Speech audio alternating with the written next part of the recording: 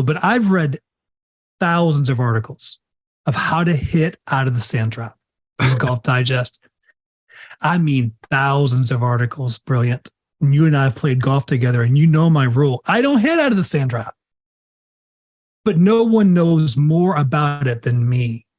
And I'm terrible at it. Yeah. Which I think is the difference between sorting things out versus learning, improving, and growing. Right. I think it's different than development versus performance. Go live this life. Don't talk about it. That's and right. I love what you're challenging me and to those that listen to us. Got to make space for it. Mr. Dean Miles, good to see you. Mr. Brilliant Miller, good afternoon. So, Dean, here we are again for another episode of the Coaches Commonplace podcast, a podcast where we explore what it means to live a good life, what it means to be an effective coach, to be a great coach, what it means to earn recognition and money, not just what it means, but how to do it. There is a difference. There is a difference. Knowing and doing, that dang knowing doing gap. Yes, right? Yes. It's why I actually listen to our podcast, Brilliant. I'm not kidding. I text you every now and then. I'm like, that was really good. I mean, because we don't have this pre-planned. This is not scripted. We're both active coaches, both living full lives. We're parents, we're husbands, we're friends, right? I mean, all these different things.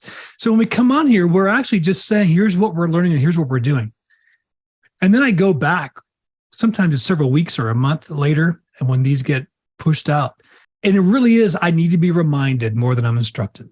Yes. And I'm like, yeah. So my wife will hear me laughing. She's like, what are you watching? I'm like, I'm watching Me and Brilliant. So it's good. Well, I hope our listeners and our viewers find as much value as we do, but we'll see. So today we've got a few things on deck. Talk about those very things, right? Of course, I hope. And as I like to start, let's start by talking about our information diet. I'd like to say human beings are infovores. We're consuming.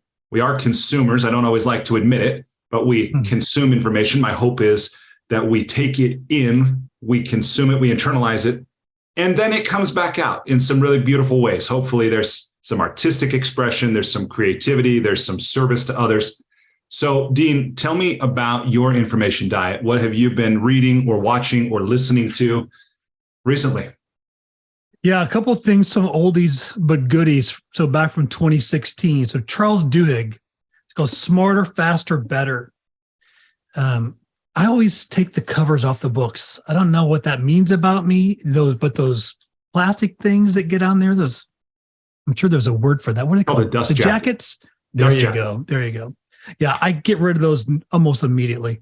Charles Duhigg was a reporter, wrote a great article about some of the projects and some of the research that Google did. So Project Oxygen and Project Aristotle, about do we need managers? And if we do need managers, what are some of the predictors of some of the best managers that lead some of the best teams? He took all that information from a lot of his research and the article they wrote, I think it was in the New York Post, and then turned it into this book. So 2016, it is really, really, really good. And then the other one is a friend of ours, brilliant, Michael Bungay Steiner.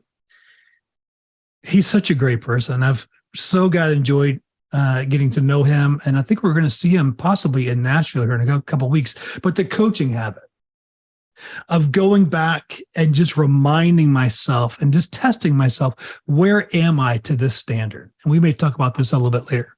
I love that book. By the way, the coaching habit is amazing. And the whole story, you know, as you well know, every book has its own story. And that one is a pretty amazing story, as we'll talk more in this conversation about writing a book, but how Michael got that book written and self-published and has now sold more than 500,000 copies, which is amazing. Amazing. Only 25,000 words, but incredible. So I know we'll talk about some of what you're taking away or remembering from probably both those books as we move in to our conversation, specifically about coaching. But I'll share with you before we get there that my information diet over the last couple weeks, 2 weeks, has been, I have severely restricted it. And I've done this before, but I've never done it with this intention, which is to do this for the rest of my life. And I even wondered, should I get rid of my phone? Like, what would life be like without a cell phone? And then I thought maybe I could get one of those. I think I've heard or read something about those companies that sell the phones that you can at least call or do the old school text, like the old Nokias, but they're modern phones. They're not smartphones. Or even I came across an article not too long ago about there's still like 300,000 pagers in service in the United States. Really? Because some people just don't want to get rid of it. They like the simplicity of that dedicated, one trick pony device. And I even thought, should I get a pager? Wow. But my phone, like probably everyone listening to this or watching this, has become, the first thing I reach for in the morning when I turn off my alarm. And what helps me find my way to bed at night with the flashlight. And when I set my alarm, and in between, many times just a source of almost endless distraction, maybe even addiction. And I'm pretty sure I don't want to live that way anymore. But just to clarify, you said possibly forever? Well, yes. So what I mean by that is, and let me back up and give a little bit of context, and we'll see how much of this, because I could talk about this a long time, but I went and spent some time in the desert of New Mexico recently by myself, but as part of a ceremony, right, with a teacher of mine named Arkan Lushwala, who has profoundly changed my life. That's the place where I decided to grow my hair long, to change my name, these kinds of things. So and it came at the perfect time in my life. It was either 2018 is when I discovered this place and this teacher. And that was when I knew that I want to learn more directly from nature, more from my own body, and more from indigenous tradition. Because I've spent a lot of time, like a lot of people listening to this, in classrooms, attending seminars, reading books, watching TED Talks, listening to podcasts. Like I've learned a lot intellectually. And I didn't even realize that I was yearning for other ways of learning. But when I met Arkan and I learned about some of the ceremonies that he offers, I said, I want to do that. And I made a commitment, multi-year commitment, to go and do a vision fast. There's no plant medicine. It's just 4 days alone in the wilderness, as part of a ceremony supported by others.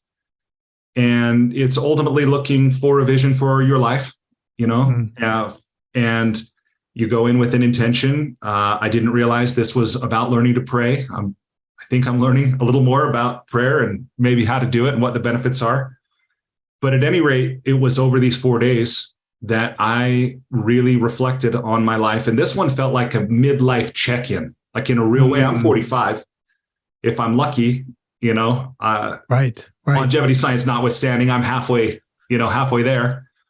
And I just thought about how much of my life is really spent seeking pleasure, avoiding things that are uncomfortable, being distracted, being addicted to different things, and just sitting in a space. This is not a trek. It's not any kind of journey. You're basically in a 10 by 10 space. So you're watching the clouds and you're watching the ants and you're watching whatever birds fly by. And this was the first time in 3 years of having done it that I didn't want to be anywhere else. I wanted to be right there. Like I truly wanted to be there, because I had the sense, if I'm at home, I'm just going to be on the internet. Right. I'm just going to be restless. I'm going to be distracted. And so I felt really peaceful that way. And not only did I not want to be anywhere else, I didn't want to be doing anything else, that was strange for me. That was not the way it was the first few years I did this. Interesting. Like I couldn't wait to get this over with in previous years. This year, right, I felt really, really peaceful and really, really grateful. And part of, as I said, what I thought is, I don't want to live with my attention scrambled. Right. And I know I'm going on long, but I'll say this. One of the very first things that came up for me was I don't even know what this means, Dean, but I know that I want to have a relationship with the sacred, whatever that is, with the divine, whatever that is. And I also believe very strongly that that's only possible in the present moment. I can remember it, I can anticipate it, I can imagine it, but I can only experience it now. And my phone, like I've heard this, a weapon of mass distraction. Yes, I like that. And I was listening to a podcast last night where the host of this podcast said it's his opinion that screens, which is porn and video games, have just like completely, in his opinion, this Chris Williamson, like taken men away from what is at the essence of their masculinity. And anyway, that was a little bit of an aside, but in this ceremony, I just thought, I don't want to live in this scattered, distracted, way that I have for many, many, many years, or at least since 2007 when I got my iPhone. Yeah, this is really inspiring, brilliant. And I hope I'm not projecting on this, but one of the notes I took going back to Michael's book, The Coaching Habit, he talks about the difference between having a mindset to learn and improve and grow rather than sorting things out. And do you think your first trips were more about sorting things out, and this time it was less sorting and more growing and learning? 100%, because the first year I was counting. I was even counting minutes, like a prisoner making marks on a wall. Yeah, that would be And me. I'll tell you, it wore me out. It was exhausting. And it feels futile. Like, why are you doing that? You're waiting for your life to be over? Like, what is that, right? And then last year in the ceremony, and Arkan always gives a little bit of instruction before we go out. And last year he said, relax your humanness, right? He's Peruvian. He maybe, Spanish is his first language. His translations maybe don't always come across, or that might sound strange to say in English, but his point was, this is a place, the term Samanapa, which I believe is Quechua. It's actually Quechua from the Andean, areas. And he said it's a resting place. And part of the reason that we fast, he says, is to become a little bit less human, more spirit.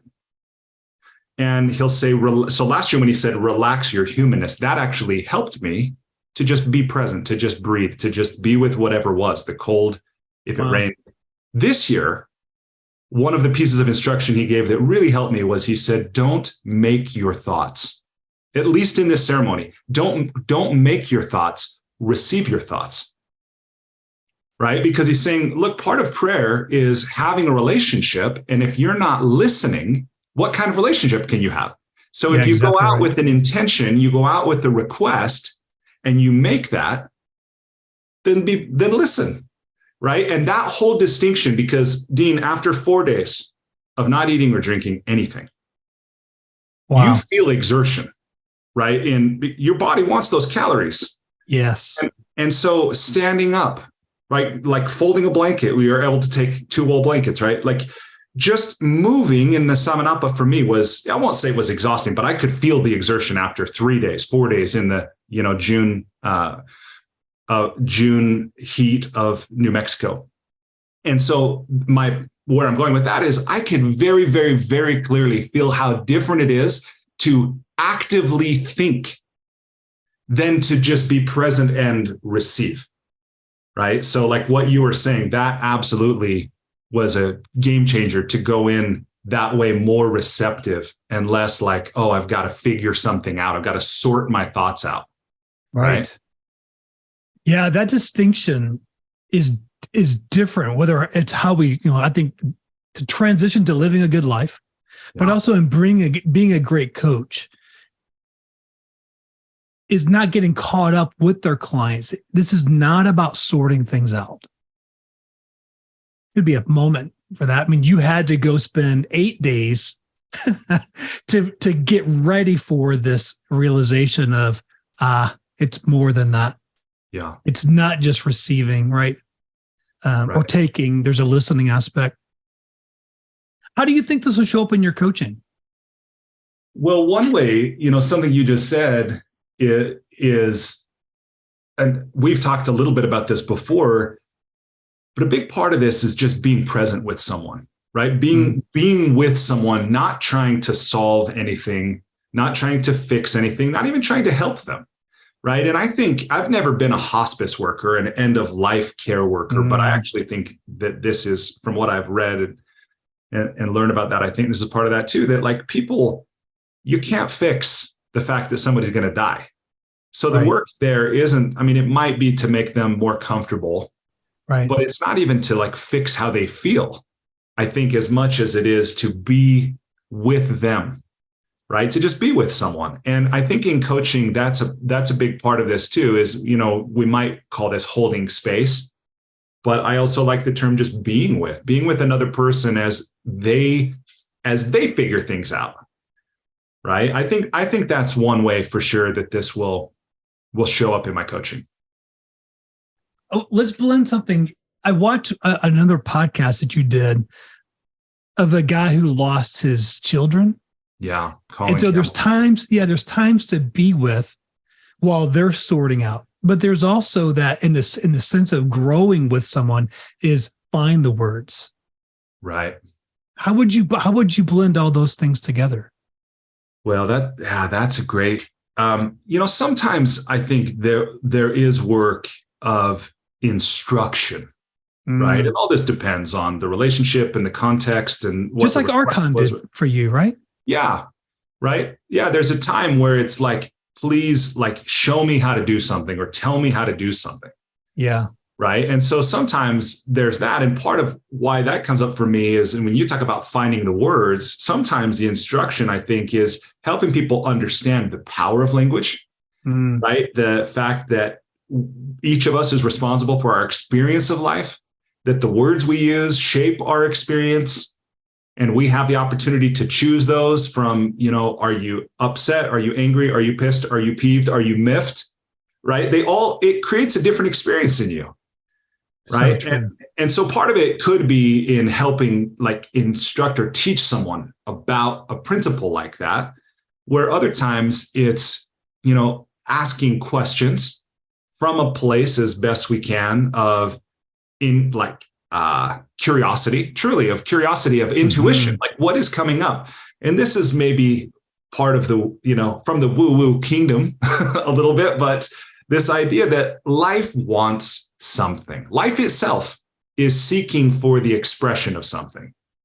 And we have the opportunity in a coaching relationship to not only witness the creation or the expression of that, but to participate in it. And we do that as a coach with our client, and we can do that with our questions. Just as our questions come to us, where do our thoughts come from? Where do our questions come from? I don't know. You know, but they come from somewhere. Yes. And when we ask that with curiosity and, you know, authenticity, I think that's part of it. Part of it's instruction. Part of it's just questioning. Sometimes it's just witnessing. It's just, again, being with someone else. I like that a lot. Those that have been listening to our podcast from the very beginning, you've kind of declared that 2023 is going to be your best year yet. Yes. And each year, by the way, each subsequent year, that will also be true. And I will make sure it's true.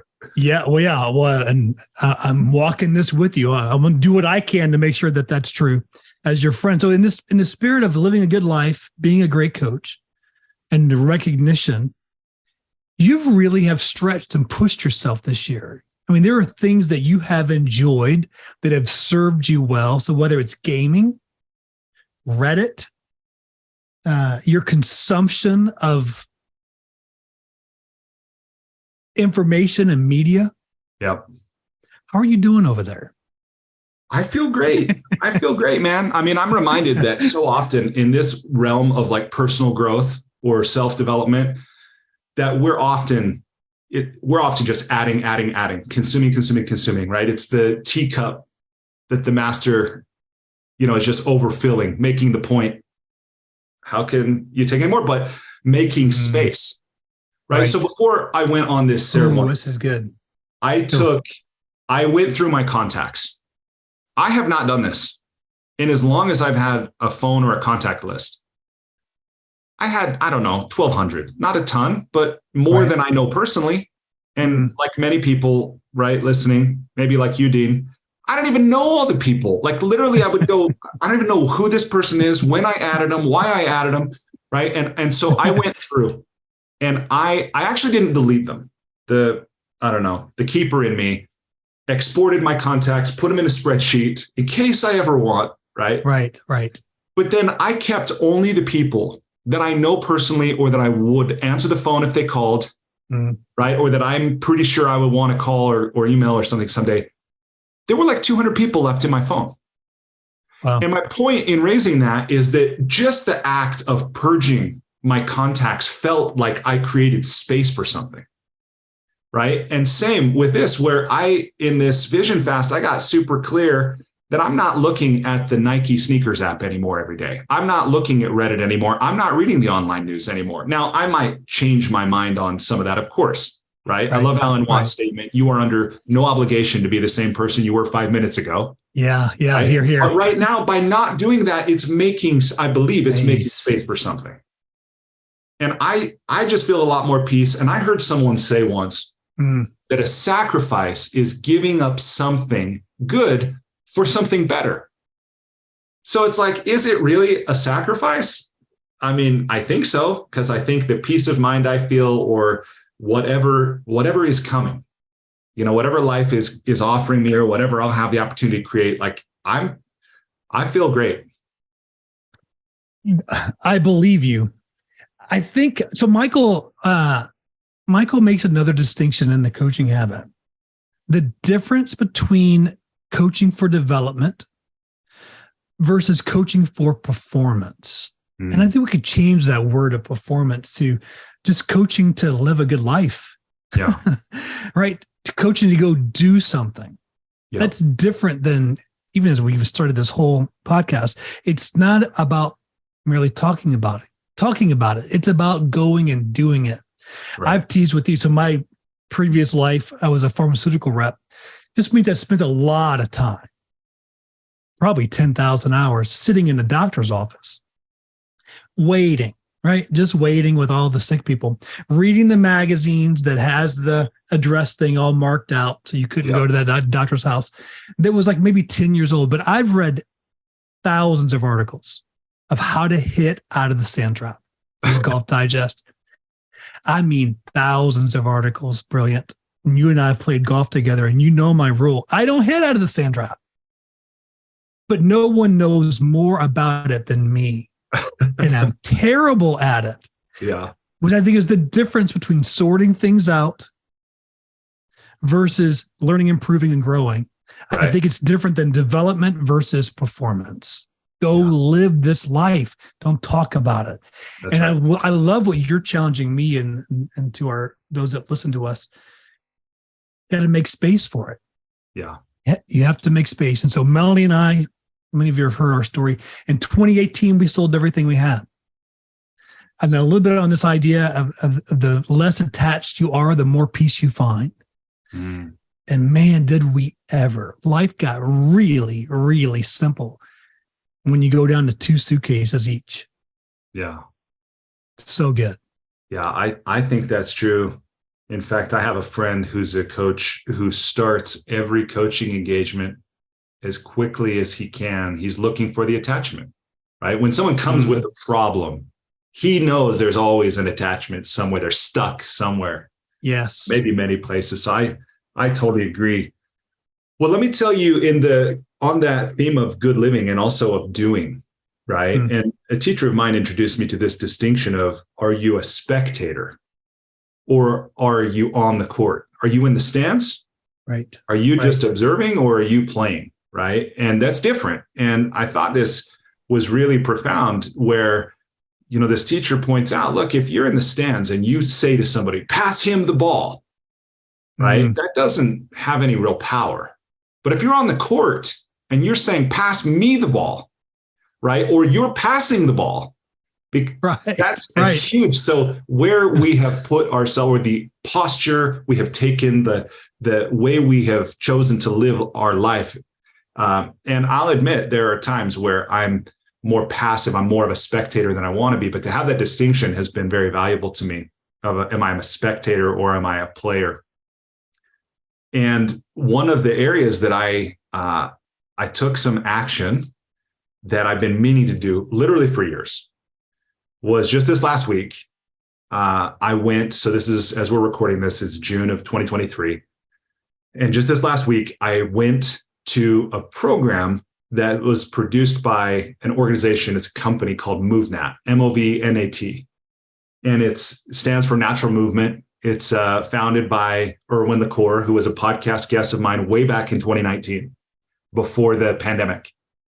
And he has an expertise in movement, in moving the human body, not even in dance or any particular, form. It's just the basic things of walking, which almost sounds silly, balancing, breathing, walking, jumping, lifting, throwing, climbing, and there's a few more. But Erwan made the point that, if you look at any animal in its natural habitat, it doesn't need a special machine. It doesn't need a dedicated place to go get exercise. It gets all the activity and all the exercise it needs. And to build on that a little more, like how funny it is that we have, these special, a lat pull down machine, and we do bench press, and, and they can be interesting or fun for their own thing. If that's a hobby, bodybuilding or whatever, for sure. But Erwan teaches these principles of being healthy, growing, having fun, interacting with others through moving naturally.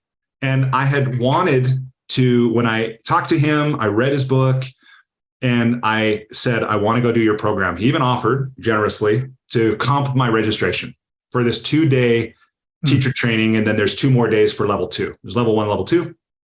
I wanted to support his organization, so I knew I wanted to pay. Pandemic hits. 3 years. I put it off. Wow. I put it off. Finally, as part of my best year ever, I did sign up.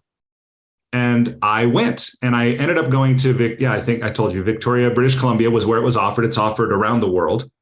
But I went there, and I had a teacher who was not Erwan. This is one thing I love, Dean, and maybe people listening too, is I'm always fascinated too, when someone teaches something, how they get other people involved in it to also teach it and spread it. Yeah, scale it. Right? Because the founder of this is not there. And instead, my teacher was a guy named Stefano, and he is amazing. He's my same age, so he's also 45. And this guy has tattoos. I love his tattoos because they're not like the sleeves. Right. They're spaced out. And I don't even know what the style is, but they were awesome. And he had them from not face, but neck to toe. And this guy, Stefano's ability to move was absolutely next level. I'd have a hard time describing some of the moves, but I'll tell you one. He sit down in a cross-legged position. Think about this, Dean, 45 years old. He sits down in a cross-legged position, stands straight up, feet just flat on the floor, spins around. Now his legs are crossed the other way, sits back down. Wow. That's unreal. Or even rocking forward from your back and standing up in a squatting position. That is challenging. And that's before any of the climbing maneuvers where he'll get on a bar and be able to hang upside down and do a muscle up and pull up and like all these things that admittedly, they're probably not any more practical for most of us than a lat pull down would be, but they could be, right? And especially for certain people, I think, whether it's military, firefighters, other people who are active like this. But I just had so much fun learning these super basic principles. One of them was jumping, learning to jump, learning to vault, to jump over certain, whether it was benches or boxes or things like this. And a lot of it was like being a little kid again. But the curriculum was awesome. It was very simple. It was all stuff. I think almost all of it was stuff to be reminded of. But this, so I would just say I'm an evangelist for the MoveNat system. It's not like CrossFit, where CrossFit is very competitive, which is fine, right? If that's your jam. But MoveNat is very cooperative. It's not competitive. And it's just about getting your body moving, learning, growing. So I learned a lot, and I'm sore in places I forgot I could be sore. All right. So a couple thoughts. So movnat.com for those that want to go find it. Yep. I'm looking at it right now. They got a couple of different like social media posts. One is train the whole, not the parts. Yes. I like that's interesting. And conventional fitness done in nature does not qualify as a natural way to exercise.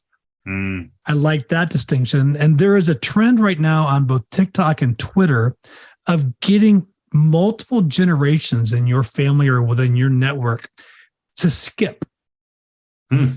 Just try to skip. And it's both hilarious and real and sad to see people our age, Brilliant. You're 45, I'm 53, who they can't do it. Yeah.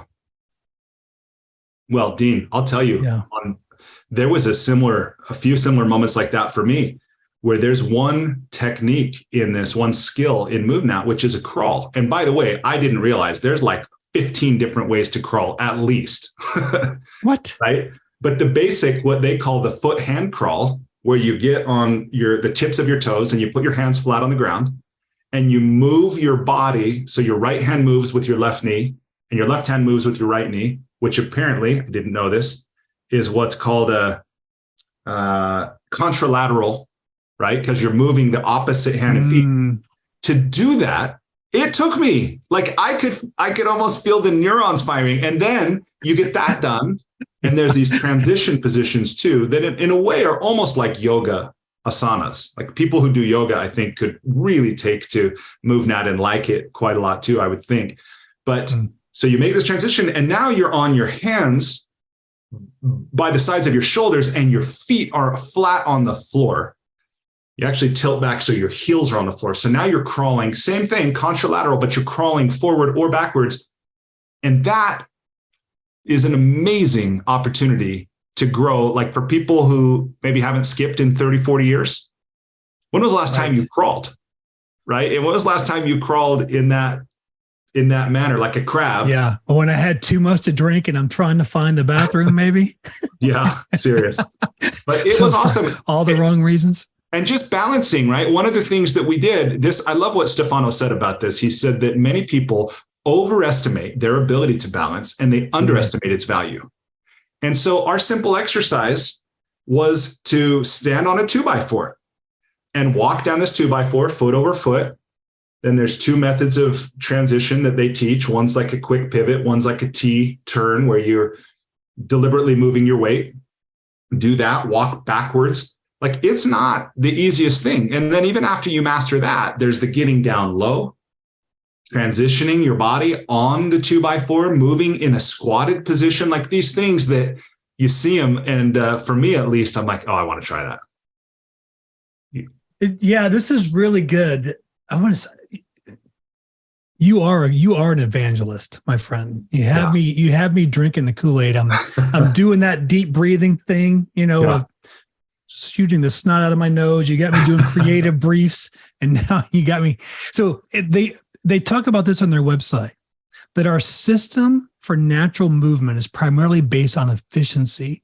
And they give the example of just breathing. I mean, everyone can breathe, but we're not actually aware of it or in control of our breath. And we talked about this last week, our last podcast, that when I'm reminded, I'm like, Dean,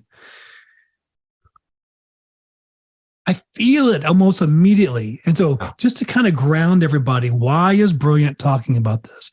Why is this important to him?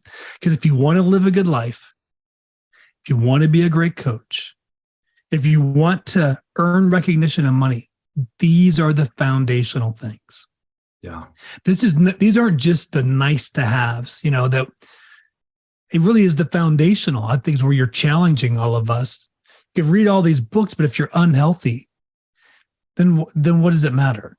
Yeah, absolutely. If you're unhealthy or if you're miserable might be too strong of a word, but if you're not living in what Tony Robbins would call beautiful states, if you're not living in states of curiosity and wonder and gratitude and, these kinds of things that are empowering states. And it took me a long time to learn this, but our physiology really is the foundation of our emotional well-being. Yes. Yes. And the fastest way to change your physiology that I've found is breathing. It's always available, right? But then beyond that is the way we sit, the way we move, and to have this in your repertoire. A lot of people, I think you've probably seen this too, right? Many of our clients, they want to have more confidence. Like they're going to do something and somehow they're miraculously going to have like a role-playing character, like plus 10 to confidence, right?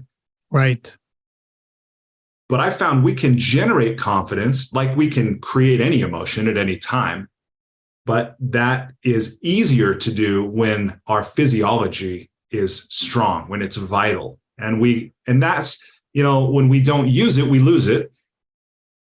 Right. And so learning these new capabilities and then using them can help us to tap into not only confidence, which to me is one of the biggest benefits. And part of that is confidence in so many areas of life, confidence that I can be an effective coach. I can make my business profitable, to whatever. My life does matter because we all have stories that run us.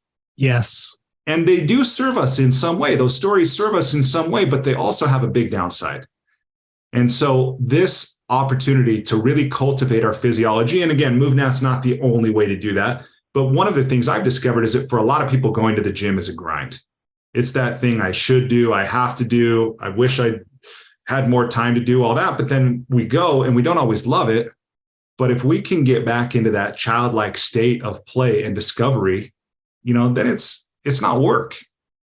No, it isn't.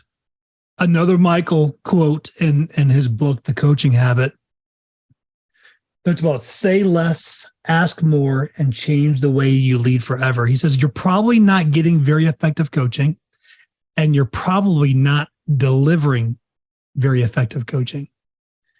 It's a great challenge for all of us. I say this not as a brag. I say this just as evidence that these topics that you and I are talking about, and this pushing to this level of mastery, to be a masterful coach. I've talked about a friend of mine, Robert Hargrove, wrote a book, and he has this quote that when a great coach and a great leader find each other, sparks fly and history's made.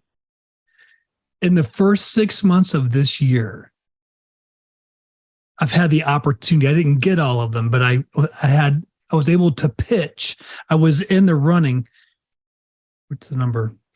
For $1,284,000 worth of coaching for the first 6 months of 2023. Wow. Proud of that. That's a lot of digest. That's a lot of mastery. It's a lot of training. It's been a lot of writing. 2 years ago, set that challenge to write 600 words every day. You've inspired me. You've aggravated me. You've pushed me to live a great life, to be a great coach, to find those ways to earn recognition and then make money doing this. I just want to say that for those that are listening, this stuff works. It's hard, but it works. Yeah. Yeah. Well, thanks for sharing that, Dean. I didn't know you made the commitment to write 600 words every day 2 years ago. Yeah, that was January of 2022. Yeah, that's awesome. It goes to confidence. I didn't have confidence to do it. I don't see myself as a good writer. Some early feedback in my younger years. Always struggled with adverbs and adjectives. And for those that remember that conjunction, what's your function? That Saturday morning cartoon thing, hooking up nouns and clauses and whatever.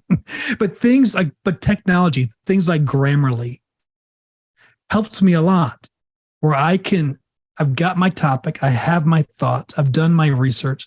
I can now write the sentence, I can write the paragraph. A friend of our, Mark Ryder, has helped me a lot with this writer's workshop that he's made available. That good writing is a result of good thinking. Yeah. And I'm good at the thinking part, but sometimes my sentences were not well formed. But now I can type those out, and Grammarly catches it. Yeah, that's awesome.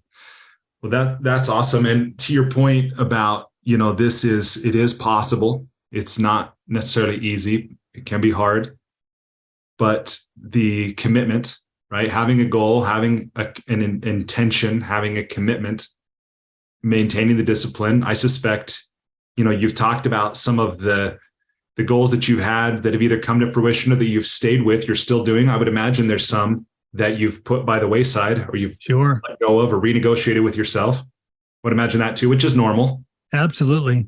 Right. But I know there are people in the world that don't have goals. It's a little bit hard for me to believe. I mean, I realize there are many people on this planet who are just in survival mode. So that's not hard for me to believe. They don't have like written goals, but you've been very intentional. So yes, it works. And I think a little bit about like, how does an airplane fly? Well, there's forces, there's thrust, there's lift and there's gravity, and there's thrust and there's drag. And if you do certain things will happen. It's not mysterious necessarily. And I think that what you're talking about is evidence of that, maybe not in a physical way, maybe metaphysical or even spiritual way. But I'm speaking very abstractly right now, but like it works. These principles work, damn it. They do. I mean, the focus isn't on the result. The focus is on the daily practice. And then Marshall Goldsmith's book that he wrote with Mark Ryder of triggers, and this idea of these daily questions and the idea of, did I do my best today? Yeah. Which allows for humanity. I even like your Archon's reminder of just relax the humanness for a second. Yeah. And so there is space, or make space and then allow for that space. But just, did I do my best today? Right.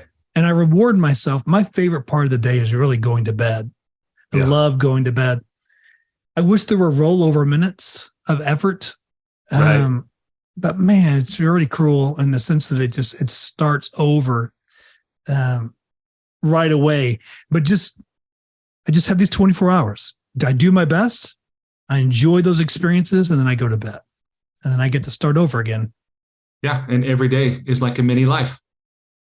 Right. So exactly this was a thought, as simple as it is, that was a bit of a mind blower to me was, look, if we can do that every day, that we can wake up and we can be clear who we are, or who we're committed to being. Right. Because maybe we'll never figure out exactly who we are in this lifetime. We know what we want, what we're trying to do, what we're committed to do that day, how we're going to spend our time and focus our priorities, align them with our values, that kind of thing. You only have 1,440 minutes in a day, right? You probably slept for 400 of them, something like that. You got 1,000 minutes, right? Roughly. And if you can do that every day, and every day is not perfect, we get distracted, we get in projects, we get in crises, right? Or other people do, and then we attend to them. But if we can do that every day, and we get to the end of our life having done that, by definition, we will have lived our life intentionally, right? We will have lived our life fully. Right. And I love what General George S. Patton said: if a man has done his best, what else is there? Like, how could you be upset? How could you be disappointed if you've truly done your best? And it's, as you said, it's not even about the result. The result is like a byproduct. Right. But really about the process. I love that. And that's the whole John Wooden. Anybody that's, studied any of Coach John Wooden's teachings. Yeah. My coach helped me a long time ago, probably late 2007. And I've talked about this before, but just the clarity of these three words of awe, adventure, and advocacy. Mm-hmm. So awe, AWE. My favorite definition of that is surprise with a hint of fear. For me, that's what you went and did in the desert. I mean, there's this surprise with a hint of fear in that, of pushing yourself. So whether it's pushing yourself or just being in awe of a mountain scene, or a sunset or a sunrise or a good scotch or a good whiskey or a great conversation like I often have with you, that puts me in a state of awe. Adventure, I'm addicted to that. So whether it's go travel somewhere or who has the best peanut butter in town, I want to go find it. And then there's advocacy. There's things that need a voice. And the times where I usually become the most miserable or the sky is falling is that I'm so self-oriented. Yeah. And when I can switch that to other orientation, and even as you said, there are some that just trying to get water today. To be an advocate for that helps me just to get out of my own pity. And my life is better for it. Absolutely. And I love that in the odd adventure and advocacy, there is the back and forth between you and others, right? Because if we're always giving, ultimately, I think we'll end up depleted. We might even end up resentful, frustrated, that kind of thing. And conversely, if we're always focused on ourselves, that there comes a point where that's not fulfilling either. That's not meaningful. No. Some words that were introduced to me. So Jacqueline Lane is a friend of ours. She's actually the president of the 100 Coaches Agency. And her and Scott Osmond and Marshall Goldsmith have just completed writing a book called Becoming Coachable. Should come out here early July. But this difference, the switching from thriving to flourishing. So thriving is what I experienced just myself, which can it feels empty at times. If it's just about me. Flourishing it involves community. It involves you and I together. I like that mind shift. I want to flourish. Yeah. I don't want to merely thrive. I mean, now what a first world, privilege. Yeah, for sure. Right. Total first world issue. Absolutely. Well, and to go back to something you said on a personal note, I love your description of awe. You say surprise with a hint of fear. Yes. This is why I love golf so much. Every shot, Dean, is surprise with a little hint of fear. Sometimes it involves yelling 4. Sometimes it's just hoping it's over the sand trap, Yes, and that little twinge you might feel in your back every now and then. Yes. Well, Dean, I know we're almost at our time. So here's what I propose, that we start this as kind of a part 1. Maybe it will go on beyond part 2 even. But from here, in the last part of our conversation we had planned today was to talk about something to help us, people listening, to earn recognition and money.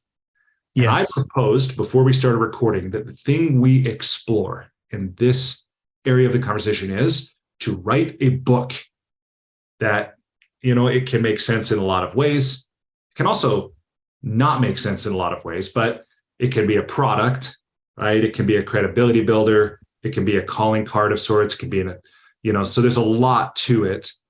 And I know you've spent a lot of time in the presence of some very talented and successful, in terms of sales or just getting ideas out into the world to make a difference for people, writers. And so I want to talk about writing a book and why that might make sense for people listening. And beyond that, I don't have a huge agenda for the discussion. I know, again, there are podcasts that are entirely devoted to this. And this is one component of our podcast, and it's in one conversation. But how about if we spend at least a few minutes now exploring the topic, and then we'll have the intention that we'll continue it in a subsequent conversation. I like that a lot. Yes, let's do that for sure. Okay, so here's where I want to start. I want to start by saying, I know you've been in I think it's a monthly workshop. It is. That's been taught by Mark Ryder, Reiter, right? Who's a 5 or 6 or 8-time New York Times bestselling author. Yes. Pretty amazing. I haven't had the privilege of joining those in person, but I've watched the Zoom recordings of maybe 10 of those. And I took a ton of notes. Mm-hmm. And I would love to just ask you if you'd be willing to share. And I know this is cold. I didn't ask you to prep anything before and that kind of thing. But what have you, I want to ask a two-part question, because one is, what have you taken away from those conversations? It's a small group. There's like 10 or 12 people, maybe 20, right? I think. Right. But what stands out to you from that year and a half or so of conversations that you've heard? That's part A. But part B is like, why and how might people listening use that to get their own book written, their own message out into the world? Why should they maybe prioritize that if they either haven't, or why should they start thinking about it if they haven't? Great question. See how well I can answer this. The first thing that Mark talks a lot about is the collection of anecdotes. At a minimum, you need around 80 anecdotes for a book. Now, not that you will go ahead. Sorry, just to jump in. And I do want to clarify that we're talking now about nonfiction books, right? That are in this vein. So we're not talking about fiction writing, and we're not talking about memoir, right? And we're not talking about academic books. We're talking about like a book like 7 Habits of Highly Effective People, right? Books like What Got You Here Won't Get You There, right? Books like The Subtle Art of Not Giving a Fuck, exactly, or The 4-Hour Work Week, like those kinds of books, just so people are clear what we're talking about, right? Yes. So it's collecting these stories, primarily your own. Now, they can be others that you've heard, but start collecting those, because it's in there that as you write them and as you read them and as you reread them and as you start finding themes in them, it becomes your book. It's not about the problem. It's about the solution. And most specifically is, why are you the one to deliver the solution? Mm-hmm. That will be the difference between having a $500,000 books sold, or selling 3, right? You, your wife, and your mother-in-law. Why are stories so important? Why does Mark say, like, collect at least 80 stories? Because they're identifiable. It grounds it. And the more unexpected the outcome is, the more it draws in that reader. So let me again interject for anybody who's going, oh, well, that's one guy's opinion. I've maybe never heard of Mark Ryder or whatever. One just popped into my head that I want to share, because my guess is almost everybody listening to this will have heard it. Okay. Right. That's that story in the 4-Hour Work Week. I know it's been told elsewhere, of the guy who goes to Mexico, who sees the fisherman. Yes. Who's saying, like, hey, why don't you buy a fleet of boats so that you can live on the beach or whatever? And the guy's like, why would I want to do that? I'm already here. Right. Or something. I told that story terribly, but right. That's almost everybody knows that story from that book. Right. Right. And exactly another one, right. like, and I don't know that this was a story as much as a concept, but in Good to Great, like, almost everybody knows, get the right people on the bus and get them in the right seats. Yes. Right. So my guess is that if you have these anecdotes that illustrate a point you're trying to make, not only are they more memorable, right, but relatable, than if I just give you some facts and instruction. It's like, oh, it illustrates a point. There's something, I think, truly that's like hardwired in us to learn by story, including when I'm being entertained, when I'm interested.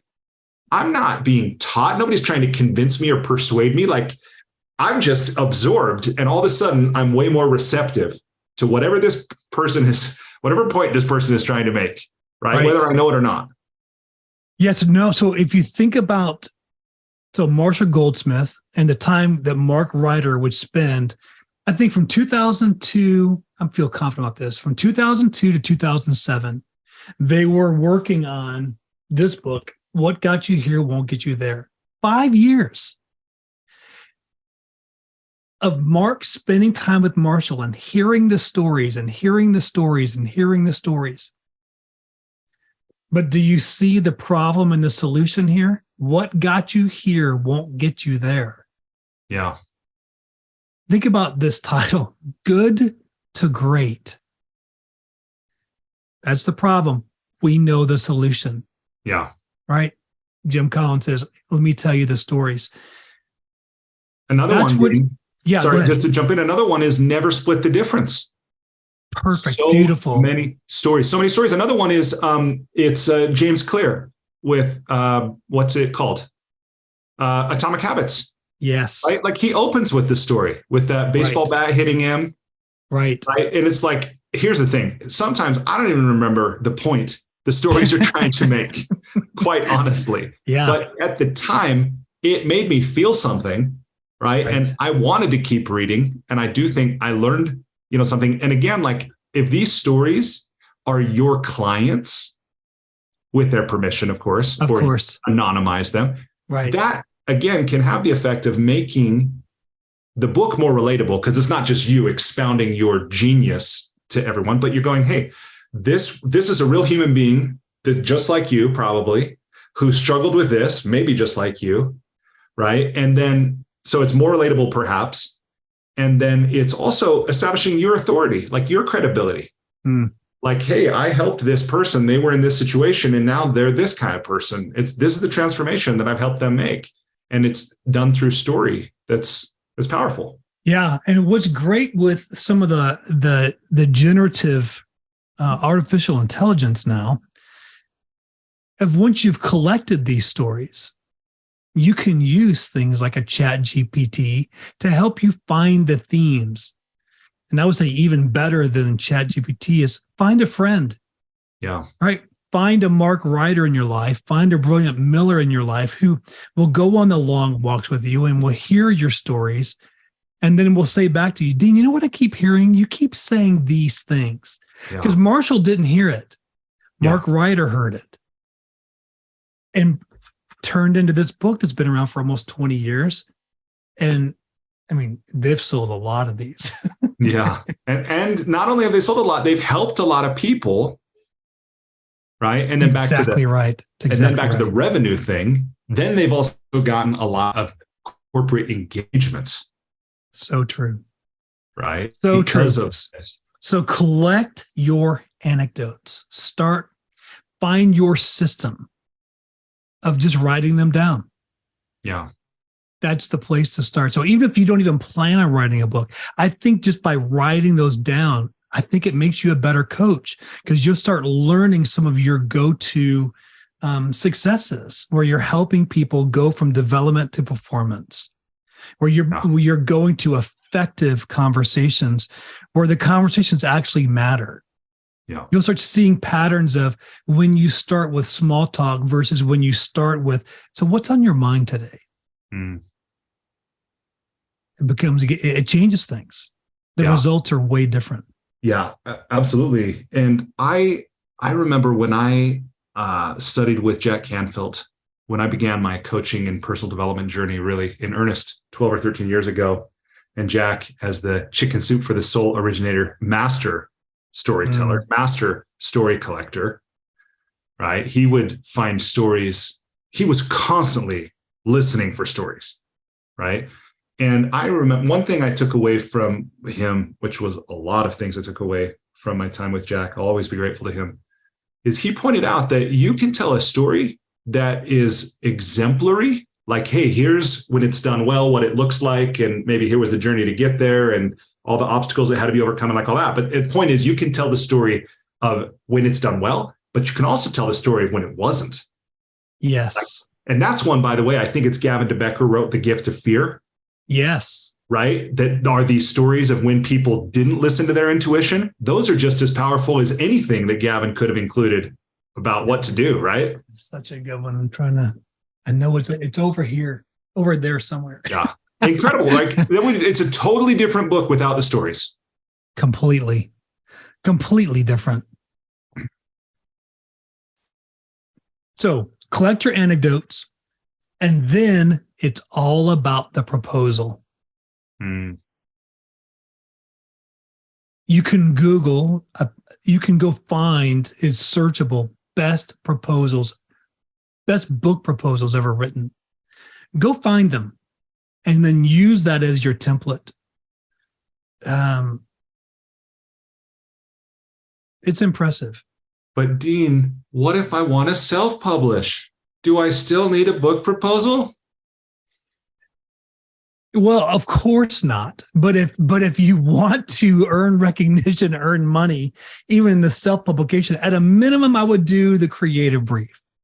Yeah. Right. I mean, at a minimum, but self-publishing is fine. And so Mark Ryder, if I could channel Mark for a second, he says, you don't write a book to become famous. You become famous and you write a book.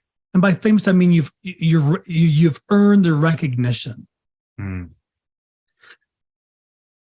You have to be able to clearly articulate Why are you the messenger? Because that will make the difference. You might have the right message, but if you're not the right messenger, the solution can get lost. There's a lot of noise out there. There is a lot of noise out there. Sometimes it's literal, like the chair's rolling behind me somewhere.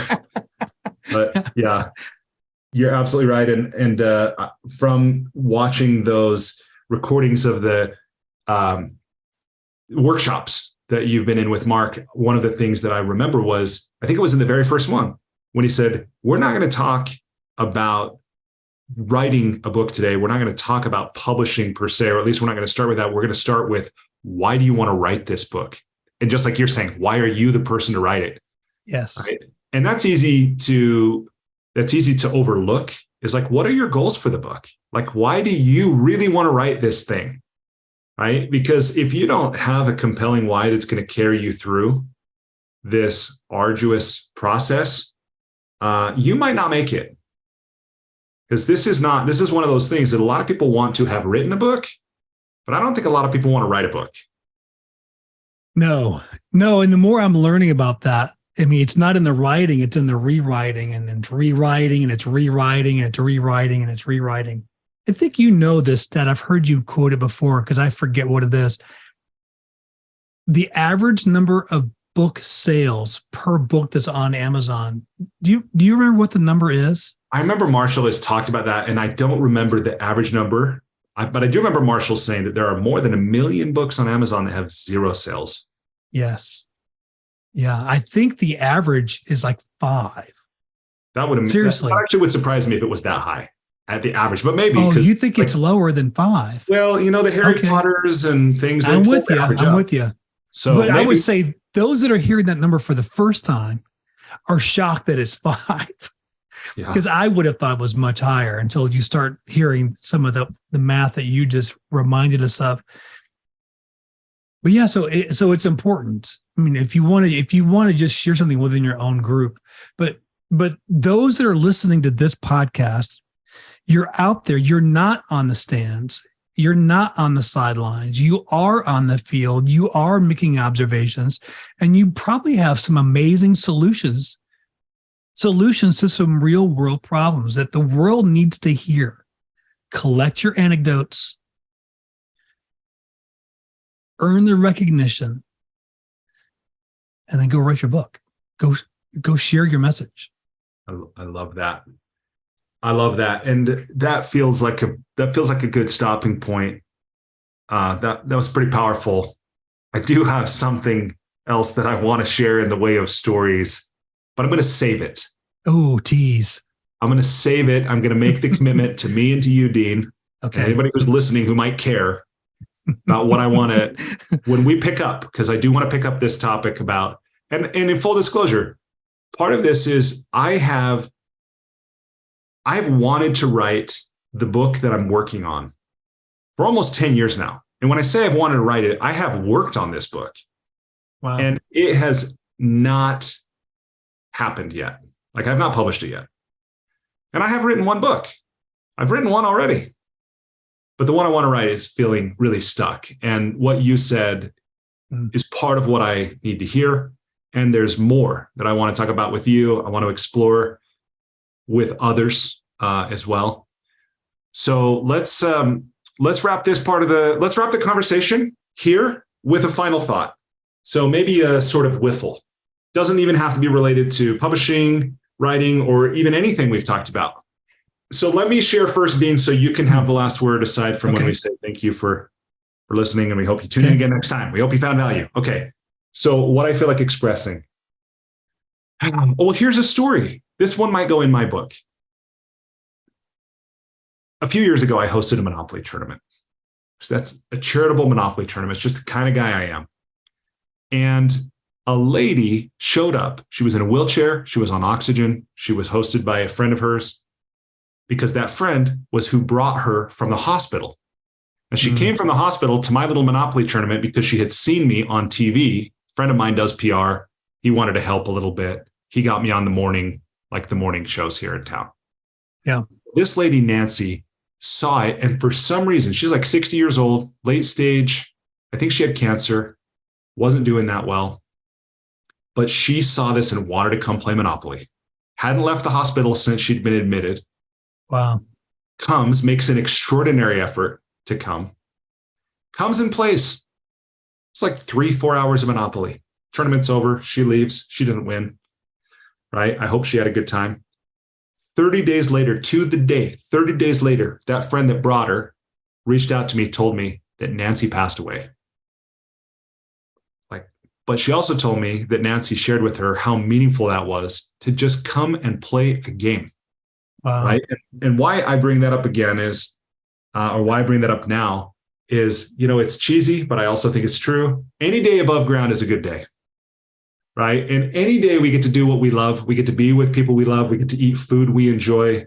Right. Mm-hmm. Which, again, we don't get to choose every area of our life. We make commitments and we have responsibilities and things like that.